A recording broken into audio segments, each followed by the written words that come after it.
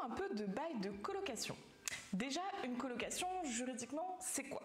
C'est plusieurs personnes qui sont locataires d'un même logement qui est leur résidence principale. C'est un choix qui peut être avantageux parce qu'il est possible d'avoir un meilleur rendement locatif par ce biais. Vous, bailleur, avez deux possibilités lorsque vous voulez former une colocation. Vous rédigez un bail unique pour tous les locataires ou vous rédigez un bail par colocataire. Je vais vous expliquer ce que moi je préconise en tant que professionnelle de l'immobilier et rédactrice d'actes selon la situation et pourquoi vous devriez vraiment faire attention. À tout de suite!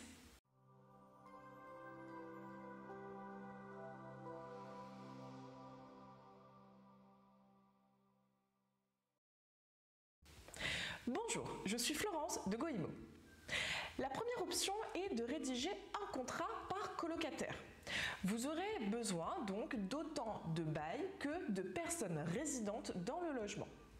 J'attire tout de suite votre attention sur le fait que pour faire ce choix, le logement doit être adapté. En effet, le propriétaire doit définir les zones qui sont communes à tous les locataires et les zones exclusives qui sont la jouissance exclusive donc de chacun des colocataires.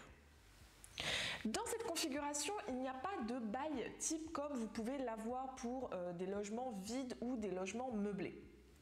Chaque bail est ainsi traité individuellement et sans aucun lien les uns avec les autres. Vous pouvez donc faire un bail meublé pour l'un de vos colocataires et un bail vide pour l'autre des colocataires par exemple. Cette solution a ses atouts, mais est quand même très contraignante en termes de gestion.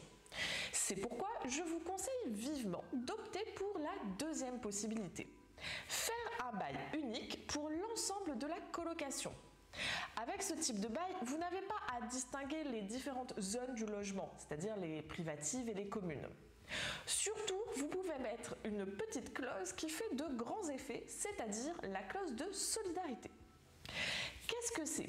Eh bien, par le jeu de cette clause, tous les colocataires sont redevables de la totalité du loyer. De plus, lorsqu'un colocataire va quitter le logement, il va rester solidaire de tous les autres locataires pendant 6 mois. C'est-à-dire que lui et sa caution sont redevables des loyers et charges pendant 6 mois, sauf s'il y a un nouveau colocataire qui signe un nouveau bail en fait pendant ce délai. Bon, vous l'aurez vraiment compris, cette solution offre en fait plus de garanties aux propriétaires. Vous souhaitez mettre votre bien en colocation, mais vous ne savez pas comment faire? N'hésitez pas à me contacter, mes coordonnées sont quelque part autour de cette vidéo. Si ça vous a plu, n'hésitez pas à partager et liker, je vous dis à bientôt!